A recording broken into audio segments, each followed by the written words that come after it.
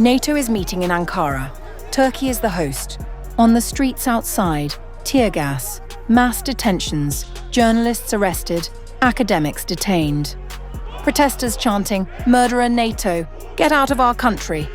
Turkey hosts the alliance. Turkey's own streets reject it. Trump arrives tomorrow for a summit on collective defense in a city that just declared undeclared martial law.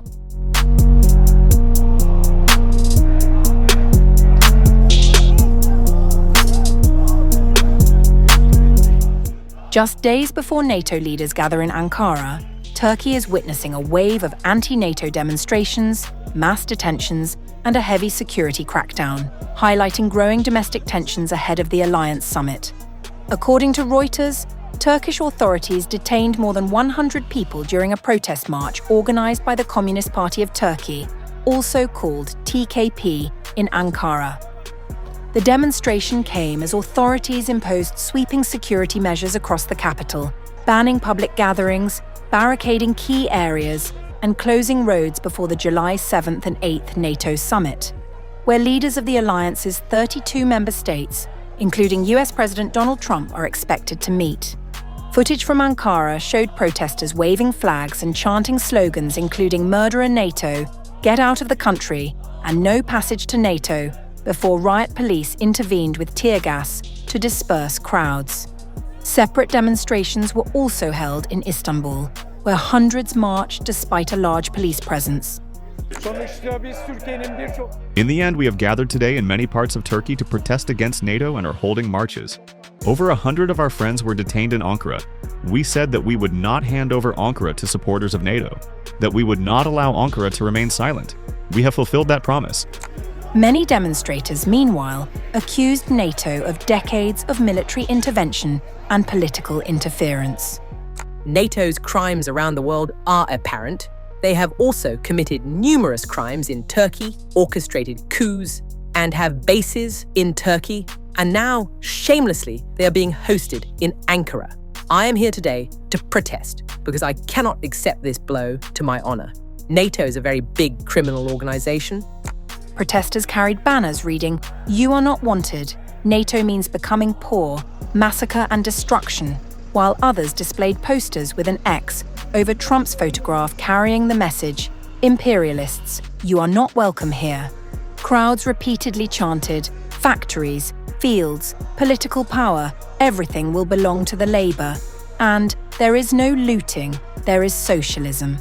One protester explained that the demonstration was intended as a broader condemnation of NATO's global military role. The main purpose of our march, the reason we stand together today, is to protest the war crimes committed by NATO, which we see as an international war organization of US imperialism, against the peoples of the world, both in the past, present, and future. Other banners read, "We will tear apart NATO," while marchers continued chanting against the alliance. When you look at NATO's history in covert and overt operations, NATO is responsible for thousands of deaths, including civilian deaths in various countries around the world. Many of these have not been given account for. Our country is one of the most egregious examples of this. The protests coincided with broader criticism from opposition politicians over a wider security crackdown. According to Turkish media, authorities also detained journalists, academics, and activists in separate anti-terror operations. Tunça Bakirhan, co-chair of Turkey's pro-Kurdish DiEM party and main opposition Republican People's Party's CHP court-appointed chairman Kemal Kılıçdaroğlu, criticized the detentions as unacceptable measures hindering basic rights ahead of the NATO summit. The NATO summit is being used as an excuse to turn the entire country into a detention center. We are living through days of undeclared martial law.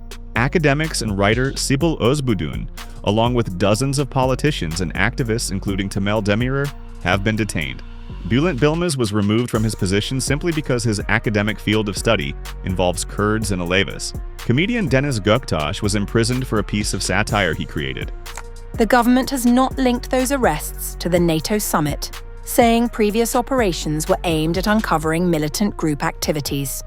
Meanwhile, Reuters reported that NATO ambassadors have already approved a draft summit declaration reaffirming the alliance's ironclad commitment to collective defence under Article 5, setting the stage for high-level discussions in Ankara amid heightened regional tensions and visible public opposition on Turkey's streets.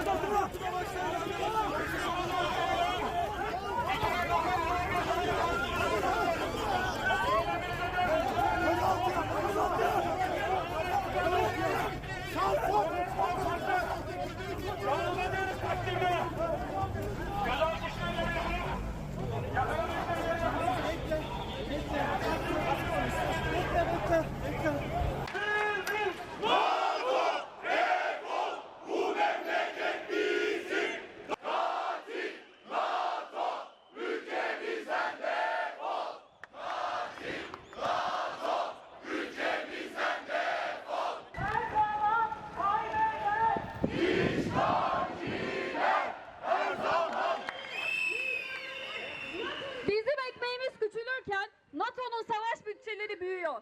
Bizim alın terimizi silah tüccarlarına peşkeş çeken... Siyasi iktidar her şey emeği olacak.